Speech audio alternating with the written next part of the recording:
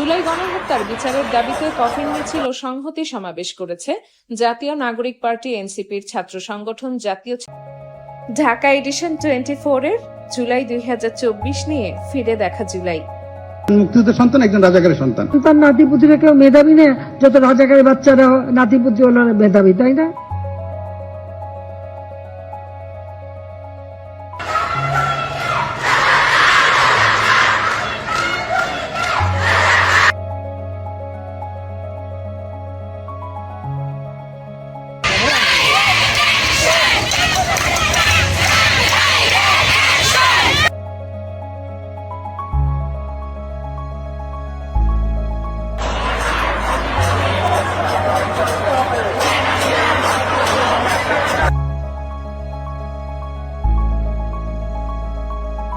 ছাত্রশক্তি জুলাই নিয়ে কোনো ধরনের বিচারহীনতা চলবে না বলেও মিছিল থেকে হুঁশিয়ারি দিয়েছেন ছাত্রশক্তি নেতারা।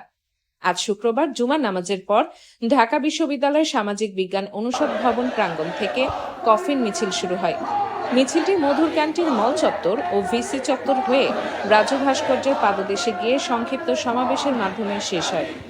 সংক্ষিপ্ত সমাবেশে জাতীয় ছাত্রশক্তির কেন্দ্রীয় সভাপতি জাহিদ আহসান বলেন, আমাদের মধ্যে বিভিন্ন রকমের আদর্শিক ভেদাভেদ থাকতে পারে, কিন্তু জুলাইয়ের গণহত্যার বিচারের দাবিতে আমরা এক আছি। আজকের এই সমাবেশে সেটা প্রমাণিত হয়েছে। জাহিদ আহসান আরো বলেন, বিশ্ববিদ্যালয়ের আওয়ামী লীগপন্থী নীল দলের সকল শিক্ষককে বিচারের মুখোমুখি করতে হবে। আমরা আজকে সমাবেশে থেকে দাবি জানাচ্ছি, যারা এই জুলাই গণহত্যার পক্ষে ছিল কাউকে বিশ্ববিদ্যালয়ের ক্লাসরুমে ঢুকে পড়ানোর সুযোগ দেওয়া হবে না। একই সঙ্গে যে সকল ছাত্রলীগের সন্ত্রাসীরা হামলা করেছিল তাদের সবার সনদ এবং ছাত্রত্ব বাতিল করতে হবে। সমাবেশে সংহতি প্রকাশ করে ঢাকা বিশ্ববিদ্যালয় ছাত্রদলের সাধারণ সম্পাদক নাহিদুজ্জামান শিপন বলেন, জুলাইকে শুধু বক্তব্যের মধ্যে সীমাবদ্ধ রাখলে চলবে না, জুলাইকে আমাদের হৃদয়ে ধারণ করতে হবে।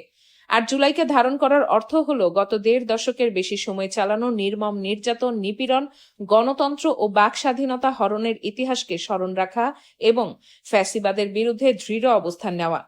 ছাত্রদলের এই নেতা আরো বলেন, যে ফ্যাসিস্ট শক্তি জনগণের অধিকার হরণ করেছিল তাদের বিরুদ্ধে আমাদের অবস্থান অটুট। এই সমাবেশ থেকে আমরা প্রধানমন্ত্রীকে আহ্বান জানাই, জুলাইয়ের চেতনা ও স্বপ্ন বাস্তবায়নের অঙ্গীকার দ্রুত কার্যকর করা হোক এবং তা প্রজন্ম থেকে প্রজন্মে বাঁচিয়ে রাখার উদ্যোগ নেওয়া হোক। সমাবেশে ছাত্রশক্তির ঢাকা বিশ্ববিদ্যালয় শাখার সভাপতি তাহমিদ আল মুদ্দাসির চৌধুরী বলেন, আমরা বর্তমান সরকারকে স্পষ্ট ভাষায় বলে দিতে চাই, জুলাই নিয়ে কোনো বিচারহীনতা চলবে না। আপনারা ইতিমধ্যে গণভোট নিয়ে বাংলাদেশের মানুষের সাথে প্রতারণা করেছেন। দ্বিতীয়বার আর কোনো প্রতারণার সুযোগ আপনাদের দেওয়া হবে না। অবিলম্বে গণভোটের রায় ও সংস্কার বাস্তবায়নের দাবি জানান ছাত্রশক্তির এই নেতা। Desk news, Dhaka edition 24।